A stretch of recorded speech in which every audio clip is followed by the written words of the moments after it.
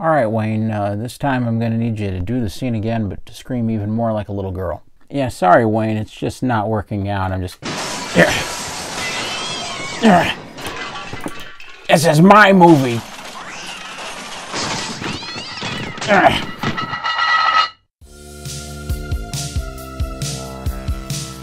Greetings, fanboys and fangirls. Jared here with another review from Fanboys Forever. Today I'm going to be taking a look at a really special item. It's the brand new Comic-Con season San Diego Comic-Con exclusive Steven Spielberg figure from Jurassic Park from Mattel. This is for the Jurassic Park 30th anniversary of the original 1993 film, the one that I was in the theater to see. And wow, Mattel has had such a great run with Jurassic. I mean, even if it all ended tomorrow, it would just be incredible the kind of ground that they've covered with the Jurassic franchise for all of the films, really. And this is no exception. Year after year, I've constantly questioned myself and asked, what could they possibly do for yet another exclusive? Because it always seems like they come up with like the wildest thing, whether it's a deleted scene figure or a Dennis Nedry in a Barbasol can. I mean, you name it, they always come up with it. But color me shocked that they actually ended up doing something this time around that I really couldn't have seen coming, and it's just something I never thought of them doing, and it's even something that I really didn't even think they had the rights to do and probably hadn't worked out a deal to do. And that's just straight up doing a Steven Spielberg figure, but not just any Spielberg figure, like 1993 Spielberg figure in acid wash jeans and a dinosaur shirt. I mean, with a camera and a director's chair. It's really bizarre and crazy that this even got done, and I'm very excited about bringing you this review. I did get this from Mattel Creations during the pre-order window. It shipped out just a couple of weeks later. As a matter of fact, I've had it for a couple of weeks, and I've just held on to it because I wanted another piece to go with this before I reviewed it, and it's the Nedry figure, which goes with the scene that Spielberg is directing here. So it's kind of a dual or two-in-one review, whatever you want to say. But I definitely wanted the review to be as special as it could be, considering that they have Spielberg here directing, when I was little, my favorite scene in the movie. I can't tell you why exactly, but the Dilophosaurus or the spitter, this scene, I think in equal measure, I thought that it was the coolest and also the scariest, but I just loved it when I was a kid. I remember bouncing around Taco Bell after the movie impersonating the spitter, and I was taken by it. So yeah, before we begin though, be sure to like the video and subscribe. These things really help us out, and it's not really much. We're just asking that you do those simple steps, and it really does help the video get out to the people who need to see it. Also, be sure to subscribe to the channel because we always have brand new videos coming out and all kinds of cool stuff that you'll want to see. So with all that out of the way, let's begin. I definitely think we want to take a little bit of time looking at the packaging because Mattel always brings it when it comes to packaging, and this is no exception. You can see here that they have a little write-up about Spielberg, and I think that's fantastic. You can also see that they have an excellent kind of display window with an awesome little cardboard diorama back there. And you can see the Dilophosaurus and Spielberg himself, like the little 30th logo right there. That's always cool. And then we turn it around. This is really cool. It is a replica of the board for what this scene would have looked like, you know, on the day, I guess. And this is just terrific, especially because you can totally clap this like a real board. So, you know, action. It kind of extends all the way up, and I'll show you that real quick. You can see all my posters and stuff back there. But it's pretty cool. I have to say, this is a great little memento, and I've not yet thrown away any of the packaging that the Jurassic Park exclusives have came in, because they always just knock it right out of the Jurassic Park. Yeah, sorry about that. It also comes in this cool like shipper box thing back here. And as you can see, it's really just a replica of the movie poster. It's just a big square. So I actually think that's pretty cool. I have some of my other exclusive packagings back there. I've not missed a Jurassic Park exclusive in the 3 3/4 scale, except for the Outhouse Panic or Outhouse Attack, whatever they called it, with Gennaro.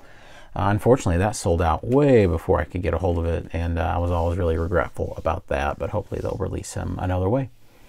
All right, guys, let's go ahead and get Steven Spielberg out of the box, something I never thought I'd say. So a little pro tip for the folks who are wanting to preserve this packaging as best they can. I suggest opening it from the bottom, because that way you don't have to mess up anything at the top where the actual clapping action will happen with the clapboard. So I just think this is the easiest and least obtrusive way. Hey look guys, I found one of the guns I edited out of E.T. Wonder if it still shoots. All right, and here we have Steven Spielberg and crew right out of the packaging here. And just so that you kind of know what's going on, I have my own little moss kind of base happening. And this is, of course, the Jeep back here from one of the vehicle sets from Target. And then I have some assorted like Jurassic figures around to man the camera and things like that. Of course, Spielberg's back here. And I have the new Nedry figure from the Hammond collection up here with the new Dilophosaurus. So you can really get a really cool like set atmosphere going. And it kind of changes the way that you pose everything. Because suddenly you go from just having standard scene recreations with your figures to putting Spielberg and workers in the background and technicians and things. And it really broadens your imagination when it comes to the posing on these figures. So I really commend them for that. I think that that was an incredible idea on their part. And sure enough, you know, it's not just me. Even Mattel themselves and the photography for this set was posing things up just like this. So it's not exactly a novel idea on my part. This is what they intend you to do, is suddenly you have all kinds of new ways to set up your figures and kind of create displays. So this is just one thing you can do. And I definitely wanted to get a diorama together that kind of looked something like this. So Steven, you are absolutely positive that we do not need this scene? Oh yeah, it's fine. No one will notice. We'll just drop a wax arm onto Ellie there, and it'll be fine. Laura Dern, she's up for it. Hold on to your butts. Awful. White rabbit object. Whatever it did it all. But with the key checks off, the computer didn't file the keystroke, so the only way to find them now is to go through the computer's lines of code one by one.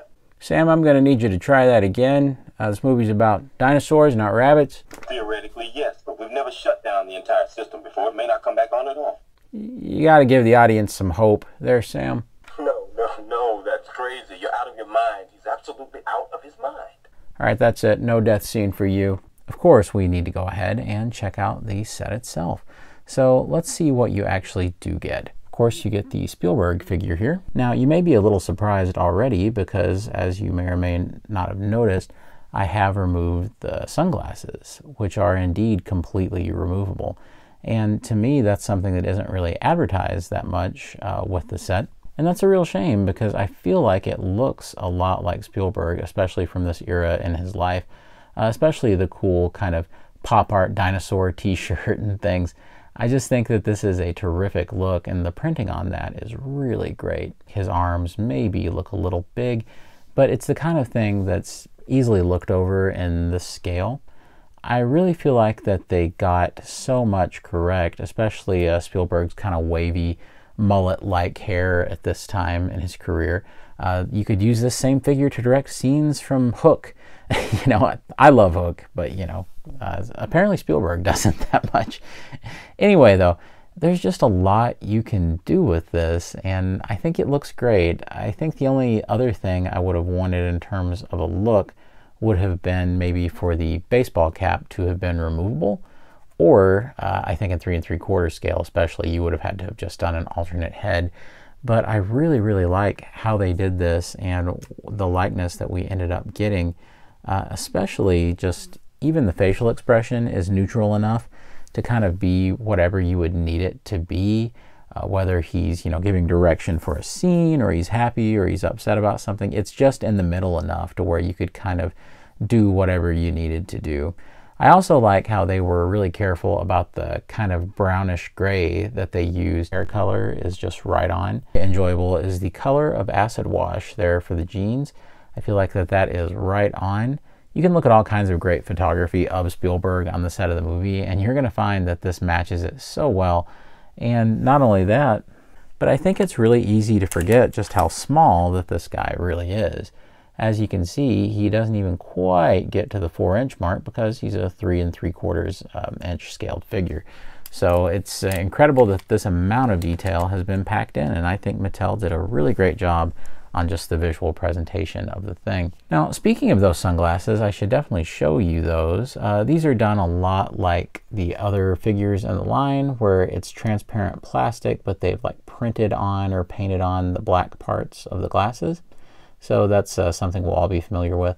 And there's kind of two little peg holes on this, probably even more recognizable as Spielberg, because it really makes it even more believable, because he was wearing, you know, his aviators or whatever you want to call them so much on the set of that movie that practically all the photography you'll see is him wearing the sunglasses. Of course, you know, they were spending time in Hawaii and things, and there was a horrible storm during the filming of the original Jurassic Park, a really dangerous one, and they all had to evacuate.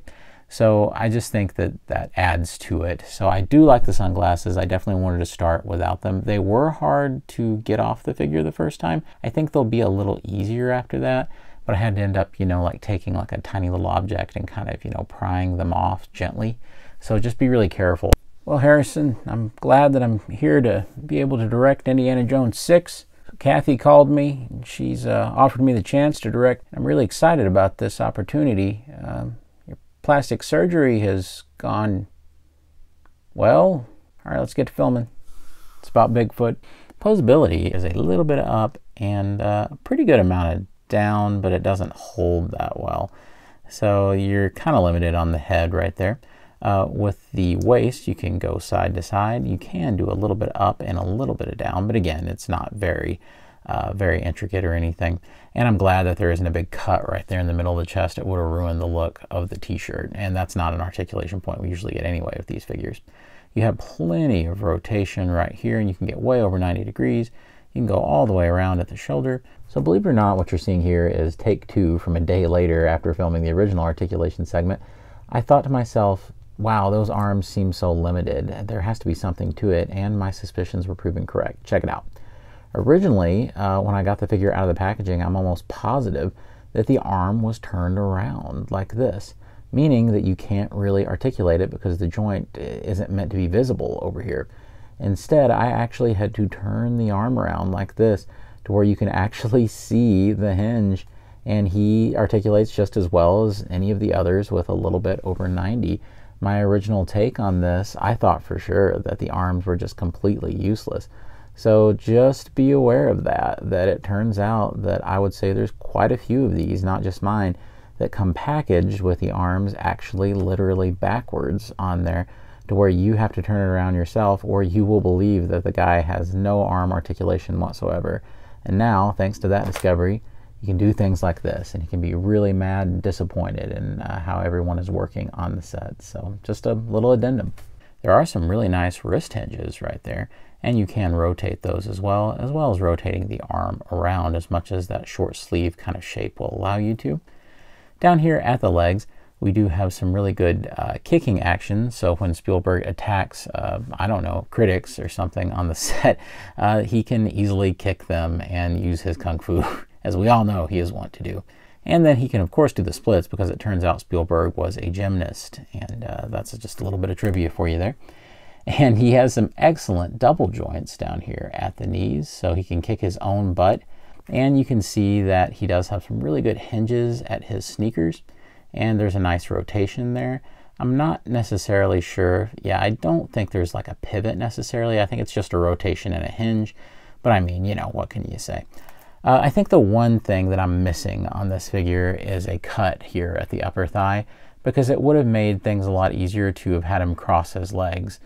You can even see that, you know, Roland Timbo back there, he can do that, and Ellie can do that. So it's a shame that for Spielberg, they didn't include that articulation point, especially because, you know, even with Nedry back there, which we'll get into in a second, he can do that as well. So, I mean, it's kind of a shame. So one of the coolest accessories that the Spielberg figure comes with is the director's chair. I love this thing. This is kind of a once-in-a-lifetime sort of accessory, and it's just so cool. I love how it really does look like it could fold, and I especially like how we have the Jurassic Park logo on the back of the chair.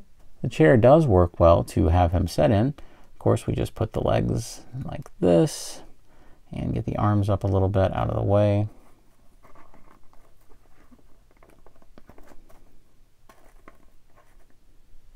It scales pretty well, and he sets well. so you can have him give all of his commands to the set. So getting Spielberg out of the way for a moment, we'll give his cameraman a break, and I'll show you their faux Panavision camera here. I really like the front of this, especially because it looks like every behind-the-scenes documentary I've ever seen in terms of movies that were made around this time. I love how you have the huge rolls of film up here. I think that's great. A little bit of a sloppy paint situation right there on one of those reels, but it's nothing you couldn't fix or anything. There's even a pretty nicely detailed tripod. I really do appreciate that. And I just think the reels look nice, the machinery, the lens, everything is right on. I like how the viewfinder actually has articulation like it would in real life as you adjust to look at the shot you're getting. It's a nice illusion. It really does look cool, and it's something that I never thought we would get. And especially nice for photography, as you can get some really cool shots like this where he's filming a scene. And it's just nice. It's a versatile piece too. I could see it being the kind of thing you would want in your arsenal of 1/18th scale kind of stuff that's lying around, you know, having a really nice like movie camera. Well, fellas, I just thought I should be the one to tell you first. I've decided to make Saving Private Ryan more of a fun movie. We're bringing in raptors. What? Ah! Spielberg doesn't come with any extra hands or anything, which is a little odd, because so many of the figures in the line do. That's always a big focus. I would have liked a pointing hand or something. And even though the packaging is a giant clapboard, why doesn't Spielberg come with a 3 3/4 scale clapboard? To me, that's a little funny since the packaging was so dedicated to that. I would have thought that that would have been something that would have been included here, but you know, hey, what can you do? One thing I find really fun to do is to put Spielberg in one of the Jeeps with different characters, like they're scouting locations or something with the crew, and I think that's pretty fun. Steven, are you sure about this? It seems like a weird idea having me have my shirt off. Hey, look, Jeff, trust the process, okay? The kids will love it. Yeah, but your scientists were so preoccupied with whether or not they could, they didn't stop to think if they should. Horrible. Try again. Now, eventually, you do might have dinosaurs on your dinosaur tour, right? Not funny. Think they'll have that on the tour? No, not feeling it. I'm simply saying that life finds a way. Everybody will hate it. Now let's look at the Dilophosaurus, and we're going to give the grip back here a break, the technician. And this is a nice looking Dilophosaurus. This has notoriously been a hard dinosaur for them to capture, and they've had some very mixed results doing some releases of the Dilophosaurus. But I can say without hesitation that this is probably the best that I think the Dilophosaurus has looked. I think that's more than fair to say that, especially because they kind of did the added thing of having the frills and all of that right here, which I'll get into in a moment. And she also has the full articulation that you would see in Hammond collection, including this cool tail, which we'll get into in a moment. But the cool part, I think, just makes this an incredible treat for Jurassic Park enthusiasts like myself, is that you get like the gantry, the animatronics rig that Stan Winston Studios would have had this guy on. And I just think it's so cool. You can see all the wires and everything going to it, and the cords, and just the base itself. And the great part is, you're not just limited to the Dilophosaurus with this. If you take your Hammond collection Raptor, per se, right here, you can easily set the Raptor right on that gantry, and it fits perfectly, just like it would with the Dilophosaurus. So it's just a great behind-the-scenes accessory to have, and it adds a whole new dimension to posing these and creating dioramas. There is no articulation or anything like that to this thing, but it's just great to have around. So one of the coolest bits of functionality is with the Dilophosaurus. You can remove the frills on the neck right there and just have it look like this. The Dilophosaurus comes with the open frills. And here is the frill. That's always been something really hard to capture. That really intricate kind of paintwork has always been something that even Mattel themselves have struggled with in numerous releases of this dinosaur. So I'm glad to see it done so well. Of course, this is pretty similar to the Dilophosaurus that had come out previously for the Hammond collection, but I had never gotten that one. So it was great to have a way to get it, and I'm really glad I didn't now, because now it's not even like I'm double dipping. It's just another unique figure that I got in the set.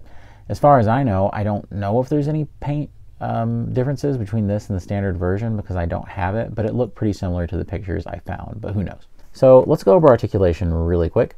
You can see with the head, it can turn right here, and there's also a hinge at the neck. The jaw is articulated, of course. Not only that, but down where the hinge was, which is very deep, and you can take the head on all sorts of different directions and way back. You can also turn it side to side. Not only that, but we do have some hinges there at the arms, and they can rotate up and down. You have a rotation at the elbow, and that works really well. There isn't anything at the diaphragm or the waist, but with the legs you can sprawl them out and you can bring them back in close together. So there's some hinge action going in there, but it doesn't ruin the sculpt. You also have a hinge at the knee, and you can straighten it out pretty well like this.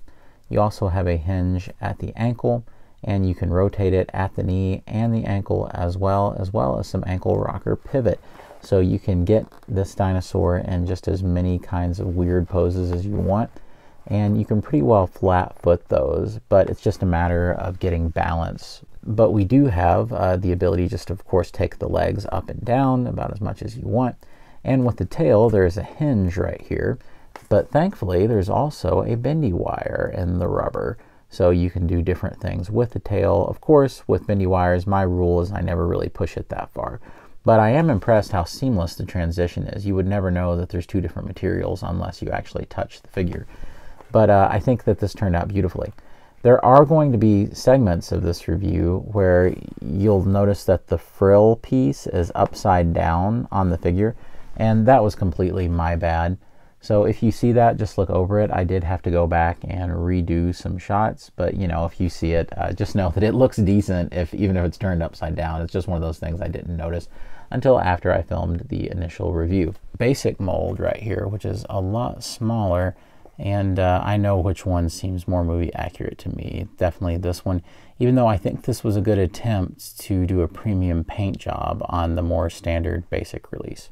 Although he doesn't come with the venom spitting effect, you can totally kind of pop in the one that came with the original more generic figure, and I think you could probably work it in to where it would sort of stay like this.